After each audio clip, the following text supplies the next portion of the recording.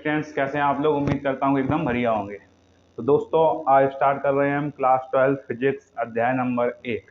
इसमें आपकी पहली यूनिट है स्थिर विद्युत इलेक्ट्रोस्टैटिक्स। तो इलेक्ट्रोस्टैटिक्स को स्टार्ट कर रहे हैं, जिसमें हमें पढ़ना है कि फिजिक्स में कुल आप लोगों के 15 चैप्टर हैं। लास्ट चैप्टर आपका जो है वो है संचार वाला, जो कि हट गया है। मतलब हमें 14 चैप्टर तक पढ़ना है, अर्धचालक युक्तियों तक। ठीक है, तो हमें चैप्टर नंबर फर्स्ट स्टार्ट करना है, जो इसका नाम है वैद्युत आवेश तथा क्षेत्र, इलेक्ट्रिक फील्ड एंड चार्ज, जो कि यूनिट नंबर फर्स्ट इलेक्ट्रोस्टैटिक में आता है। तो देखिए, क्लास 12 की जो पहला चैप्टर जो आपका दिया गया है, चैप्टर नंबर फर्स्ट, इसका नाम क्या है? Electric field and charge. Electric field and charge, electric field and charge, वैद्युत क्षेत्र तथा आवेश। ठीक है, वैद्युत क्षेत्र तथा आवेश, जो कि आपका यूनिट नंबर किस में आता है? Unit number first, unit number first electrostatic, electrostatics, electrostatics मतलब स्थिर विद्युती। तो स्थिर विद्युती के अंदर हमें इस चैप्टर का अध्ययन करना है वैद्युत आवेश तथा क्षेत्र का। ठीक है, तो वैद्युत क्षेत्र तथा आवेश का अध्ययन हमें करना है इलेक्ट्रोस्टैटिक्स के अंदर, स्थिर विद्युती के अंदर। तो सबसे पहले हम स्थिर विद्युती का मतलब समझेंगे। स्थिर विद्युती का मतलब समझेंगे, स्थिर विद्युती, स्थिर विद्युती, स्थिर विद्युती, स्थिर विद्युती, ये आपकी यूनिट है स्थिर विद्युती। इसके अंदर अध्याय नंबर 1 का हमें अध्ययन करना है। 2 अध्याय इसके अंतर्गत आते हैं, वैद्युत आवेश तथा क्षेत्र और वैद्युत विभव एवं धारिता। ठीक है, तो स्थिर विद्युती, स्थिर मीन्स जानते हैं आप, रुका हुआ। क्या होता है स्थिर का मतलब? रुका हुआ। स्थिर का मतलब क्या होता है? रुका हुआ। ठीक है, और वैद्युतीय का मतलब होता है आवेश। क्या होता है? आवेश। ठीक है, तो स्थिर विद्युतीय जो आपकी शाखा है भौतिक विज्ञान की, तो उसे हम क्या कह सकते हैं? भौतिक विज्ञान की वह शाखा जिसके अंतर्गत हम स्थिर आवेश का अध्ययन करते हैं या रुके हुए विराम के आवेश का अध्ययन करते हैं। क्या कहलाता है? स्थिर विद्युतीय। ये तो डेफिनेशन है, कुछ नहीं है। हमें चैप्टर स्टार्ट करना है इलेक्ट्रिक फील्ड एंड चार्ज। ठीक है, तो सबसे पहले जो आपकी स्टार्टिंग होगी वो आवेश से ही होगी। किससे होगी? आवेश से। ठीक है, तो सबसे पहले जो आपकी स्टार्टिंग होगी किससे होगी? आवेश से। आवेश क्या होता है, हम इसको सबसे पहले जानेंगे। ठीक है, तो चैप्टर को स्टार्ट करते हैं, आइए। तो सबसे पहला चैप्टर का जो हेडिंग है, आपकी सबसे पहली हेडिंग जो है वो क्या है? आवेश। क्या है? आवेश। आवेश। ठीक है, सबसे पहली हेडिंग क्या है? आवेश। ठीक है, तो सबसे पहले हम आवेश को जानते हैं, आवेश होता क्या है। ठीक है, आवेश होता क्या है? आवेश को मतलब बताने के लिए आवेश के पीछे की पहले घटना को जानते हैं कि घटना क्या हुई थी, कि कैसे आवेश हमारे अस्तित्व में आया, एग्जिस्ट में आया। तो आज से लगभग ईसा के जन्म से 600 पूर्व, अपनी भाषा में कहना चाहें तो आज से 2600 वर्ष पूर्व, मतलब 2000 सन ये हो गई है, और ईसा के जन्म से 600 पहले, मतलब 2600 वर्ष पूर्व एक यूनान की जगह थी मिलेटस। यूनान में एक स्थान था मिलेटस। वहाँ पे एक दार्शनिक थे। पहले हम वैज्ञानिकों को दार्शनिक कहते थे, वैज्ञानिक नहीं कहते थे। वहाँ के एक वैज्ञानिक थे थेल्स। क्या थे? थेल्स। उन्होंने क्या किया कि एक अंबर नाम का पदार्थ था। क्या था? अंबर नाम का पदार्थ।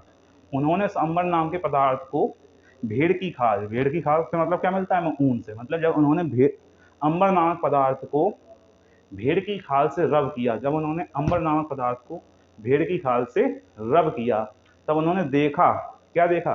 तब उन्हें यह ज्ञात हुआ कि वह अंबर नामक जो पदार्थ था वो कुछ कणों को अपनी तरफ आकर्षित करने लगता है। मतलब जब उन्होंने उस अंबर वाले पदार्थ को भेड़ की खाल से रब किया, तो उन्होंने देखा कि वह पदार्थ कुछ कणों को अपनी ओर आकर्षित करने लगा है।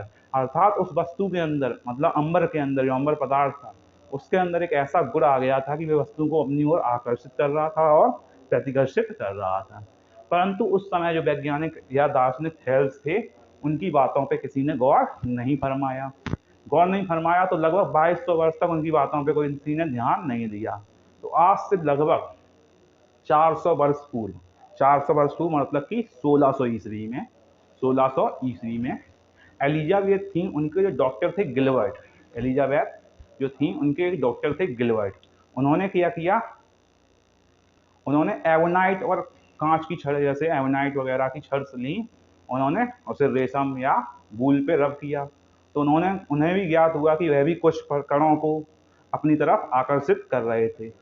अपनी तरफ आकर्षित कर रहे थे। तो उन्हें भी ज्ञात हुआ कि हाँ, वस्तु में कोई ऐसा गुण जरूर आ जाता है, जब वस्तु को हम रब करते हैं किसी पदार्थ के साथ, तो उसमें एक ऐसा गुण आ जाता है जिससे कि अपनी वस्तुओं को अपनी ओर आकर्षित करने लगता है या प्रतिकर्षित करने लगता है। तो जो एम्बर नामक का पदार्थ था, जो आज से 2600 ईसा पूर्व जब थेल्स ने उसकी खोज की थी, उस पदार्थ को यूनानी भाषा में कहते थे क्या? बहदुत। क्या कहते थे? बहदुत। उसी चीज से किसकी खोज हो गई? इलेक्ट्रिसिटी की। ठीक है, तो अभी अस्तित्व किसका आना बाकी था? चार्ज का अस्तित्व अभी माना बाकी था। आवेश। आवेश क्या है? ठीक है, तो आज से लगभग 1750 ईस्वी में, मतलब 1750 ईस्वी में वैज्ञानिक थे बेंजामिन फ्रैंकलिन। उन्होंने हमें चार्ज की परिभाषा दी आके, आवेश की परिभाषा दी आके। उन्होंने पहले के प्रयोग देखे। पहले उन्होंने थेल्स का प्रयोग देखा कि थेल्स ने एम्बर नाम के पदार्थ को भेड़ की खाल अर्थात बूंद से रब किया था, तो उसमें कुछ आकर्षण या प्रतिकर्षण का गुण आ गया था। फिर उन्होंने देखा कि सन 1600 में जो एलिजाबेथ थे, उनके डॉक्टर थे गिलबर्ट, उन्होंने एवोनाइट की छड़ वगैरह, कांच की छड़ वगैरह को रब किया, तब भी एक गुण आया था जिसे उन्होंने वैद्युत नाम दे दिया था। तो क्या किया फिर उन्होंने 1750 ईस्वी में एक खोज अपनी प्रकट की और आवेश की परिभाषा को वहीं से उन्होंने परिभाषित कर दिया। ठीक है, तो उन्होंने आवेश की परिभाषा को परिभाषित कर दिया। आवेश की परिभाषा को परिभाषित कर दिया। क्या कहा उन्होंने? कि आवेश किसी वस्तु का वह गुण होता है, वस्तु या कण का वह गुण होता है जिसके द्वारा वह किसी अन्य वस्तु को आकर्षित करता है या प्रतिकर्षित। आकर्षित मतलब अपनी तरफ आकर्षित करना या प्रतिकर्षित करना। चाहे तो आप लोग कुछ प्रयोग करके हम आपको दिखा सकते हैं, कुछ कागज के वगैरह के टुकड़े वगैरह हों, कागज के टुकड़े वगैरह हों, तो मैं आपको एक प्रयोग करके भी दिखा सकता हूँ किस प्रकार आवेश को करते हैं। तो कुछ टुकड़े वगैरह अगर कागज के छोटे छोटे टुकड़े हों, तो उसे हम अपनी तरफ आकर्षित करने का गुण कैसे आ जाता है आवेश। तो बेंजामिन फ्रैंकलिन ने 1750 में आवेश की सही परिभाषा दी। उन्होंने बताया कि जब कोई कण या वस्तु को किसी पदार्थ के साथ रब किया जाता है, रगड़ा जाता है, तो उस पर एक गुण आ जाता है जिससे कि ये वस्तु को अपनी ओर आकर्षित या प्रतिकर्षित करता है। तो यहाँ पे आपको एक प्रयोग दिखाई दे रहा होगा। क्या प्रयोग दिखाई दे रहा है? आप लोगों ने बचपन में भी किया होगा। तुम लोग कहते थे ये देखो जादू हो रहा है, वो जादू नहीं होता है। आप लोगों ने बचपन में क्या किया होगा? कोई कांच, मतलब कोई स्केल वगैरह ली होगी, उसको रगड़ के कागज के टुकड़ों को उठाया होगा। वही समझ लीजिए, वही एक आवेश को प्रकट करने का नियम है, जो कि आप कर चुके हैं। तो यहाँ पे करना कोई जरूरी नहीं है, हमें तो पढ़ाई से मतलब रखना है। जानते तो हैं, या बचपन में करते रहे हैं काफी बार। ठीक है, तो यहाँ से सन 1750 में बेंजामिन फ्रैंकलिन नामक वैज्ञानिक ने आवेश की सही परिभाषा क्या दी कि जब आवेश क्या होता है? किसी कण या वस्तु का वह गुण जिससे वह वैद्युत क्षेत्र या चुंबकीय क्षेत्र को उत्पन्न करता है तथा उसके प्रभाव को अनुभव करता है। या फिर हम लिख सकते हैं किसी कण या वस्तु का वह गुण जिससे वह किसी अन्य वस्तु को अपनी ओर आकर्षित या प्रतिकर्षित करती है। क्या लिखेंगे? जब किसी कण या वस्तु का वह गुण जिससे वह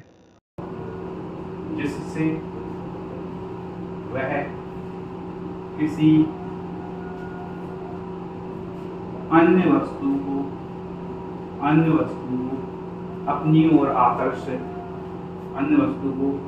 वस्तु को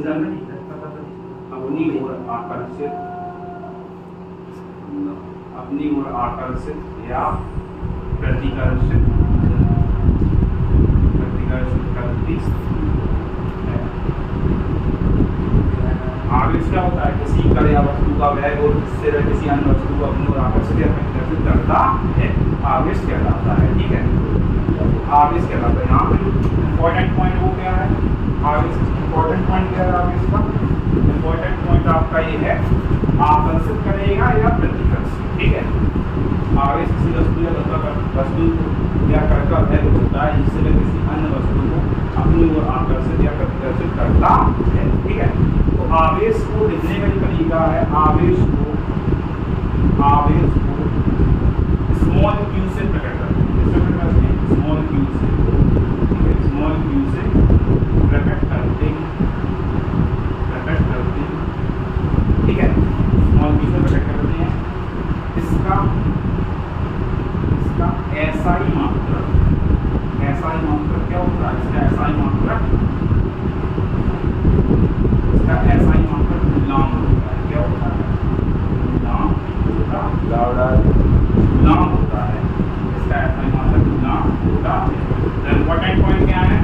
इसी का या वस्तु का वह जिससे वह अन्य वस्तु को आकर्षित या प्रदर्शित करे, इसको यूजर रिप्रेजेंट करते हैं। SI मात्रक गुलाम होता है।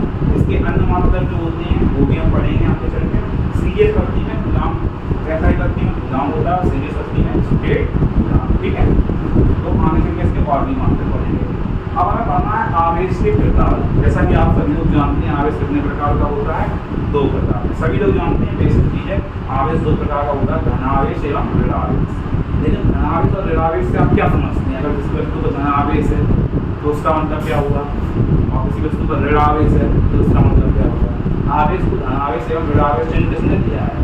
किसने कहा है? बेंजामिन फ्रैंकलिन ने। ये भी आपको याद रखना है। ठीक है, आवेश के अन्य मात्रक जो है वो हम आगे चलकर पढ़ेंगे। तो सबसे पहले हम समझेंगे आवेश कितने प्रकार का होता है। आवेश 2 प्रकार का होता है। आवेश के प्रकार, आवेश के प्रकार, आवेश के प्रकार। There are 2 types of आवेश। धनावेश मतलब कि पॉजिटिव चार्ज, और सेकंड होता है ऋणावेश मतलब कि नेगेटिव चार्ज। ठीक है, धनावेश और ऋणावेश। अब धनावेश और ऋणावेश से आप क्या समझते हैं? इस चीज को समझने के लिए हम आपको समझाएंगे क्या, कंसेप्ट ऑफ चार्ज, इलेक्ट्रॉन की परिकल्पना। इलेक्ट्रॉन की परिकल्पना क्या होती है उसे समझते हैं। ठीक है, देखो परिभाषा बेसिक है, इस पे ज्यादा मतलब परिणाम ना होइए कि आवेश क्या है। आवेश तो बस ये समझिए, अगर कोई वस्तु किसी चीज को अपनी ओर आकर्षित कर रही है या प्रतिकर्षित कर रही है, मतलब वह वस्तु आवेशित है, मतलब उस पर आवेश है। ठीक है, आवेश कितने प्रकार का होता है? 2 प्रकार का होता है, धनावेश और ऋणावेश, मतलब पॉजिटिव चार्ज और नेगेटिव चार्ज। पॉजिटिव चार्ज और नेगेटिव चार्ज का मतलब क्या हुआ, ये भी तो पता होना चाहिए। अगर किसी वस्तु का धनावेश है तो उसका मतलब क्या है, ये भी तो हमें पता होना चाहिए कि नहीं होना चाहिए। और किसी वस्तु का ऋणावेश है, इसका मतलब क्या है, ये भी हमें ज्ञात होना चाहिए। तो धनावेश एवं ऋणावेश का क्या मतलब है, क्या सेंस इससे निकल सकता है, इसे समझने के लिए हमें पढ़नी होगी क्या, आवेश की संकल्पना। क्या पढ़नी होगी? आवेश की संकल्पना, कंसेप्ट ऑफ चार्ज। ठीक है, तो कंसेप्ट ऑफ चार्ज, तो concept of charge, concept of charge Hindi में कहते हैं आवेश की संकल्पना। आवेश की संकल्पना, आवेश की संकल्पना क्या होती है? आवेश की संकल्पना, इसके लिए यहाँ पे हम 2 तत्व लेके आएंगे, केमिस्ट्री का यूज करेंगे थोड़ा। तो बेसिक केमिस्ट्री तो आप सभी जानते होंगे, तो यहाँ पे हम समझा रहे हैं आपको। ठीक है, धनावेश एवं ऋणावेश का क्या कंसेप्ट है, आवेश की संकल्पना क्या है, वो हम यहाँ पे आपको समझा रहे हैं। ठीक है, आवेश की संकल्पना क्या है वो आपको हम यहाँ पे डिफाइन करने की कोशिश कर रहे हैं। ठीक है, तो आपने एक तत्व पढ़ा हुआ सोडियम, क्या पढ़ा हुआ? सोडियम। ठीक है, सोडियम Na। ठीक है, इसमें नंबर ऑफ इलेक्ट्रॉन कितने होते हैं? नंबर ऑफ इलेक्ट्रॉन कितने होते हैं? 11। नंबर ऑफ प्रोटॉन कितने होते हैं? 11। ठीक है, नंबर ऑफ इलेक्ट्रॉन और नंबर ऑफ प्रोटॉन कितने होते हैं? 11। सोडियम में इलेक्ट्रॉनों की संख्या कितनी होती है? 11। प्रोटॉनों की संख्या कितनी होती है? 11। तो आवेश की संरचना के लिए हम 2 तत्व लेके यूज कर रहे हैं यहाँ पे, सोडियम और क्लोरीन का यूज करेंगे, जिससे हम आपको आवेश की संकल्पना समझाएंगे कि धनावेश और ऋणावेश का मतलब क्या है। ठीक है, तो यहाँ पे हमने सोडियम लिया और क्लोरीन, तो यहाँ पे 2 तत्व लिए हैं, एक सोडियम लिया है और एक क्लोरीन। ठीक है, क्लोरीन में नंबर ऑफ इलेक्ट्रॉन कितने होते हैं? 17। कितने होते हैं? 17।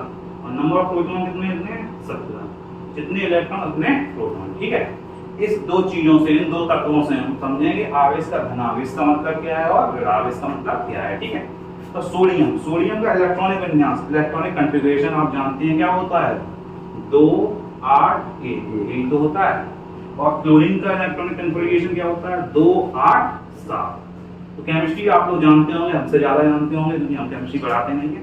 केमिस्ट्री में अगर अष्टक पूर्ण करना है, किसी भी तत्व का अष्टक पूर्ण करना है, ठीक है, केमिस्ट्री में अगर किसी का अष्टक पूर्ण करना है तो उसके अंतिम कोष में इलेक्ट्रॉनों की संख्या पूर्ण होनी चाहिए। तो इसका इलेक्ट्रॉनिक विन्यास कितना है? 2 8 1। यदि इसे अपना अष्टक पूर्ण करना है, अगर सोडियम को अपना अष्टक पूर्ण करना है तो से एक इलेक्ट्रॉन की क्या करना पड़ेगा? त्याग करना पड़ेगा। क्या करना पड़ेगा? त्याग करना पड़ेगा। तो हम क्या लिखेंगे? सोडियम को अगर अपना अष्टक पूर्ण करना तो इसे माइनस करना पड़ेगा, क्या? अपना 1 इलेक्ट्रॉन घटाना पड़ेगा। अगर 1 इलेक्ट्रॉन घटा देगा सोडियम, तब इलेक्ट्रॉन कितने बचेंगे? 10 बचेंगे। और प्रोटॉन कितने बचेंगे? प्रोटॉन तो 11 ही है, इलेक्ट्रॉन ही तो कम किया है। अगर अष्टक पूर्ण करना है तो इसे अपना एक इलेक्ट्रॉन घटाना पड़ेगा। तो यहाँ पे फाइनली इलेक्ट्रॉन कितने बचेंगे? 10, और प्रोटॉन तो 11 ही रहेंगे। तो यहाँ पे कमी हो गई। यहाँ पे बताओ क्या हो गया? इलेक्ट्रॉन की कमी हो गई। अधिकता किसकी हो गई? प्रोटॉन की। पहले देखो, अब इलेक्ट्रॉन कितने हैं? 10, प्रोटॉन कितने हैं? 11। मतलब एक इलेक्ट्रॉन की अधिकता, एक प्रोटॉन की क्या हो गई? अधिकता। एक प्रोटॉन की क्या हो गई? अधिकता। मतलब प्रोटॉन कैसा होगा? धनावेश। मतलब हम क्या लिखेंगे? Na+1। क्या लिखेंगे? Na+1, क्योंकि इस पे प्रोटॉन की अधिकता हो गई। ठीक है, इस पे प्रोटॉन की क्या हो गई? अधिकता हो गई। इसलिए क्या लिखेंगे? Na+1। मतलब इसमें कैसा आ गया? धनावेश आ गया। सोडियम पे कैसा आवेश आ गया? धनावेश आ गया। धनावेश आ गया। ठीक है, तो धनावेश कब आता है? जब इलेक्ट्रॉन की क्या हो जाती है? कमी हो जाती है। क्या हो जाती है? कमी हो जाती है। तो आवेश के प्रकार, आवेश कितने प्रकार का होता है? 2 प्रकार का। और धनावेश कब होता है किसी वस्तु पे? धनावेश जब इलेक्ट्रॉन की कमी होती है। क्या होती है? इलेक्ट्रॉन की कमी। तो इलेक्ट्रॉन की कमी से कौन सा आवेश आता है? धनावेश। इलेक्ट्रॉन की कमी से कौन सा आवेश आता है? धनावेश। आप समझते हैं क्लोरीन, क्लोरीन के बारे में। क्लोरीन का अष्टक पूर्ण करना है तो 2 8 7 अंदर से एक इलेक्ट्रॉन ग्रहण करना पड़ेगा, फिर उनको प्लस 1 इलेक्ट्रॉन करना पड़ेगा। तो क्लोरीन अगर 1 इलेक्ट्रॉन ग्रहण करेगा तो इलेक्ट्रॉन की संख्या कितनी हो जाएगी? इस पे 18, और प्रोटॉन की संख्या कितनी रहेगी? 17। तो इसका क्या हो गई? 1 इलेक्ट्रॉन की अधिकता हो गई। इलेक्ट्रॉन का आवेश कैसा हो? मतलब Cl-1। ठीक है, तो इस पे कैसा आवेश आ गया? क्लोरीन पे कैसा आवेश आ गया? ऋण आवेश। कैसा आवेश आ गया? ऋण आवेश। ऋण आवेश। ऋण आवेश क्लोरीन पे कब आया? जब इस पे इलेक्ट्रॉन की अधिकता हो गई। इलेक्ट्रॉन की अधिकता हो गई। तो प्रोटॉन पर धनावेश कब आया था? जब इस पे इलेक्ट्रॉन की कमी हो गई थी। तो इलेक्ट्रॉन के धनावेश कब आता है किसी वस्तु पे? जब इलेक्ट्रॉन की कमी होती है। और ऋणावेश कब आता है? जब इलेक्ट्रॉन की अधिकता 17 से 18 इलेक्ट्रॉन की अधिकता। ठीक है, तो इलेक्ट्रॉन की अधिकता, इलेक्ट्रॉन की अधिकता, ठीक है, इलेक्ट्रॉन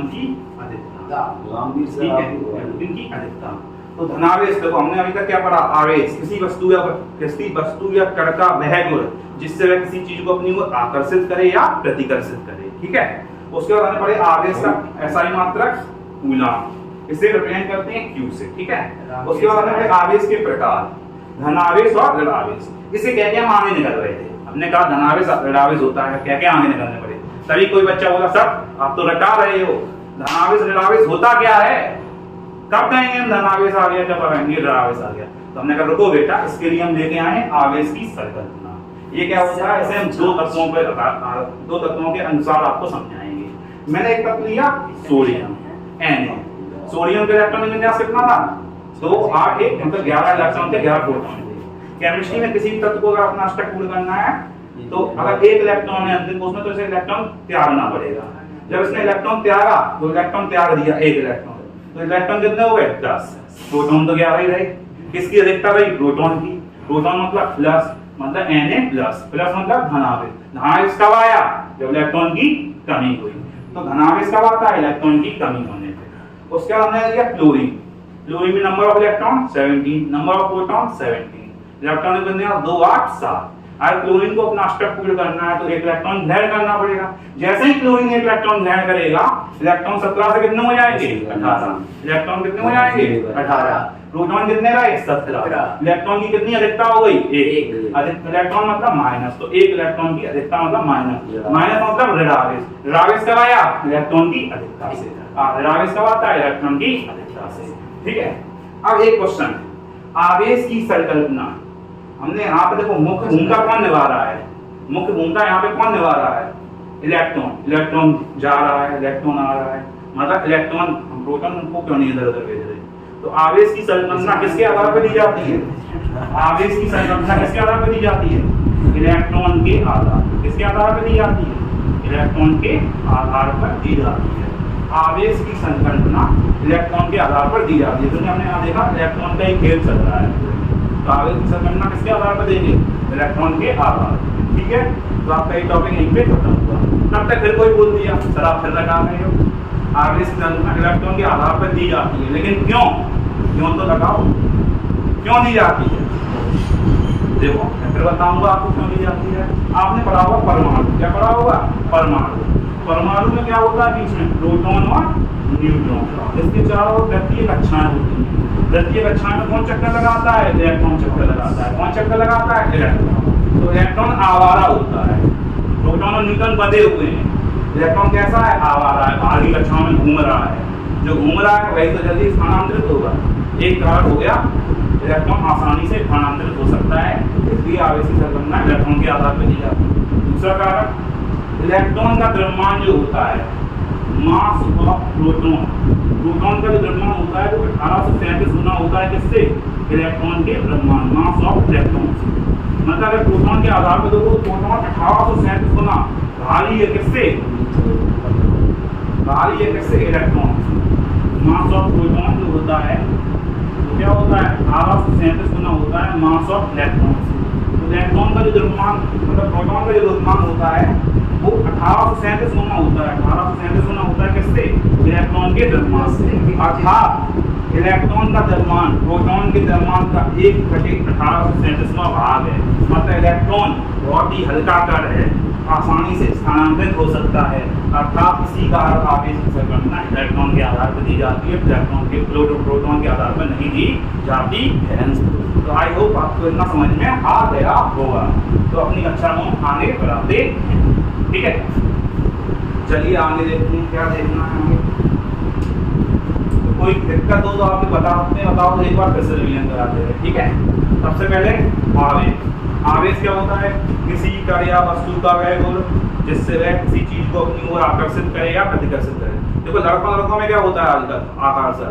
ये मुझसे ज्यादा महंगाई दे रहा है, ये दे रहा, तो लड़ जाते हैं। लेकिन तुमने देखा है लड़का और लड़की में क्या हो जाता है? आकर्षण। लड़का और लड़की में क्या हो जाता है? आकर्षण। लड़कों में प्रतिकर्षण। तो यहाँ से एक कंसेप्ट और रह गया था, शायद मैंने बताना भूल गया। सेम लोगों में क्या हो जाता है? मतलब हम कहें धनावेश। देखो हम कहें धनावेश और धनावेश, मतलब लड़का लड़का क्या हो जाएगा? प्रतिकर्षण, लड़ जाएंगे एक दूसरे से, प्रतिकर्षण। लेकिन हम एक लड़के को ले आए, एक लड़की को, मतलब एक धनावेश और एक ऋणावेश, दोनों एक तरफ चिपकने लगेंगे। क्या करने लगेंगे? आकर्षण करने लगेंगे। मतलब समान लोगों में प्रतिकर्षण होता है, असमान लोगों में आकर्षण होता है।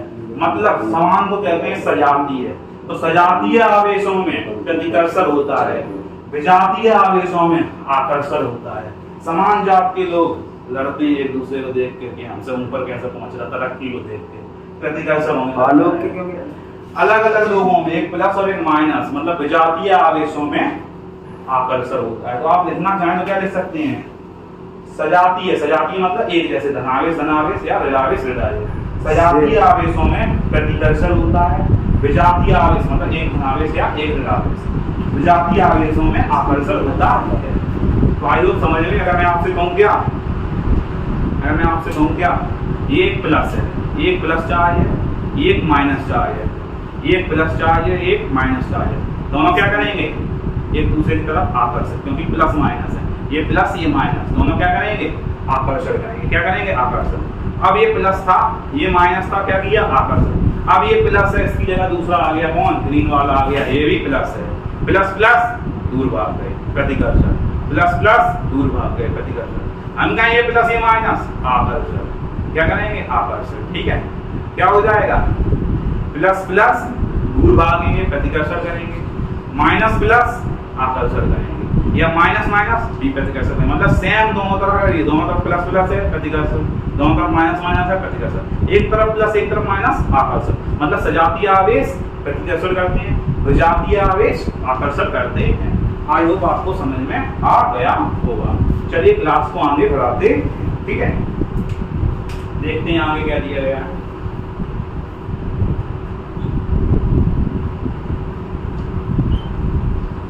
सही है।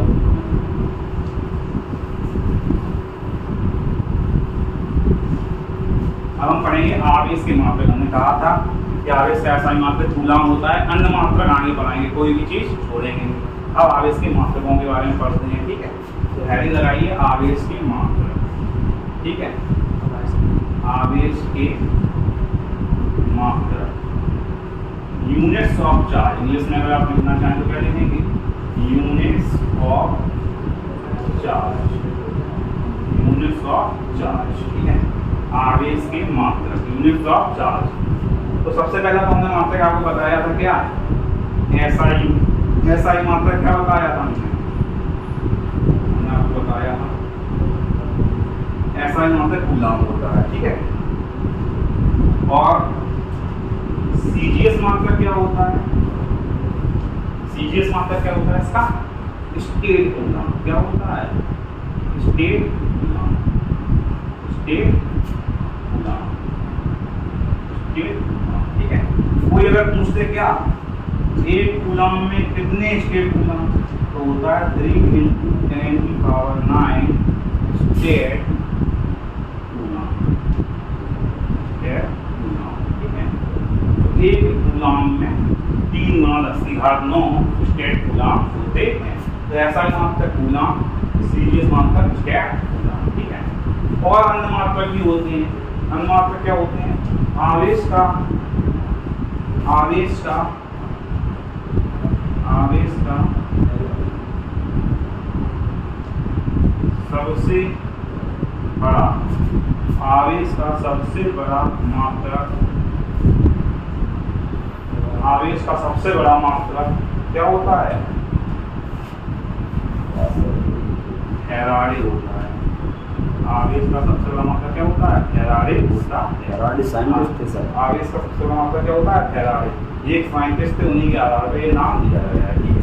कोई पूछते अगर एक फैराडे में कितने कूलम आवेश, तो होता है 96,500 कूलम आवेश। एक फैराडे में कितना होता है, 96,500 कूलम आवेश, ठीक है।